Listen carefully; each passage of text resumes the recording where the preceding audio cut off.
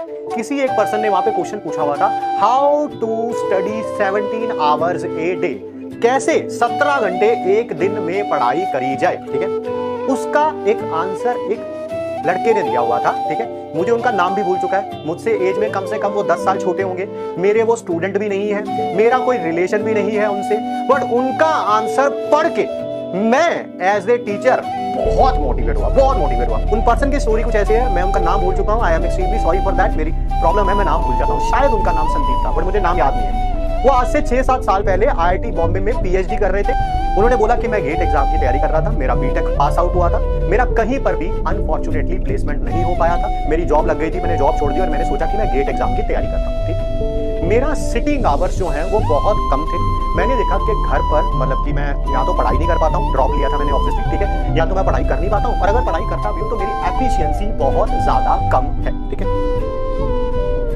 ठीक, तो एफिशिएंसी बहुत ज्यादा कम है। तो मैंने पता क्या सोचा, मैंने सोचा कि मैं ना अपना कोई लाइब्रेरी ज्वाइन कर लेता हूँ घर के पास। ठीक है, और मैं पढ़ना शुरू करता हूँ। ठीक, कह रहे मैं पहले दिन लाइब्रेरी गया और सारा दिन पढ़ने की कोशिश करी। मैंने ये देखा कि मेरी एफिशिएंसी पूरे दिन में सिर्फ 2 घंटे की थी, पूरे 2 घंटे की, यानी कि 10-12 घंटे पढ़ने की कोशिश करी तो सिर्फ कितने घंटे पढ़ पाया, एफिशिएंसी से सिर्फ 2 घंटे पढ़ पाया। ठीक है, मेरे माँ बाप भी मुझे डांटते रहते थे, स्पेशल उन्होंने रेफरेंस अपनी मदर का दिया हुआ था। मेरी मम्मी भी मुझे डांटती रहती थी कि तूने ड्रॉप ले लिया, तूने अपनी जॉब छोड़ दी और देख ले आज क्या हालत है, तू बिल्कुल नहीं पढ़ता है। ठीक है, 2 घंटे पढ़ा, कह रहा फिर मैंने धीरे धीरे बिल्डअप करना शुरू किया।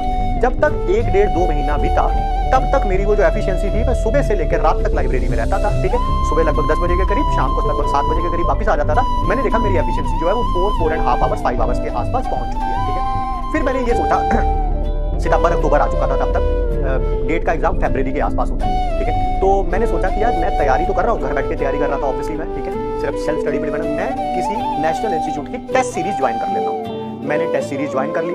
अक्टूबर के एंड में मेरा पहला टेस्ट हुआ वहां पर, और ऑब्वियसली तब तक एफिशिएंसी बढ़ के थोड़ी 7-8-9 घंटे तक शायद आ चुकी थी। मैंने अपना पहला टेस्ट दिया, उसका जब रिजल्ट आया तो मैंने देखा कि मेरे बहुत ही खराब मार्क्स आए, बहुत ही खराब मार्क्स। जब मैंने उसका रिजल्ट लाइब्रेरी में देखा तो मैं रोने लग पड़ा। ठीक है, क्यों? क्योंकि मेरे को मेहनत करते हुए अभी 3-4 महीने हो चुके थे, धीरे धीरे मेरा लेवल भी बढ़ चुका था। मैंने 2 घंटे से शुरू किया था, आज मैं 7-8 घंटे में था, बट रिजल्ट क्या था? 0।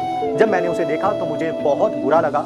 मैं उस दिन से लेके दिवाली आने वाली थी लगभग फरवरी तक, ठीक है, मैंने अपने आप को वॉर जोन में कन्वर्ट किया कि अब ये वॉर है, आइदर डू और डाई सिचुएशन है। मैंने धीरे धीरे अपने लेवल को बढ़ाना और शुरू किया। मेरा पागलपन इस हद तक बढ़ चुका था कि दिवाली आई, भैया दूज आया, कोई और सारे त्योहार आए, मैं अकेला पर्सन था जो लाइब्रेरी में अवेलेबल होता था। एक ऐसा समय भी आया जो लाइब्रेरी के ओनर थे, उन्होंने मुझे अपनी कीज दे दी थी लाइब्रेरी की। क्यों? क्योंकि अब मैं सुबह 7 बजे वहां जाता था और कभी कभी रात को 12-1-2 बजे वहां से वापस आता था। तो कीज मेरे पास थी। मैं ही वो पर्सन था जो रात को लाइब्रेरी को बंद करता था। मैं ही वो पर्सन था जो सबसे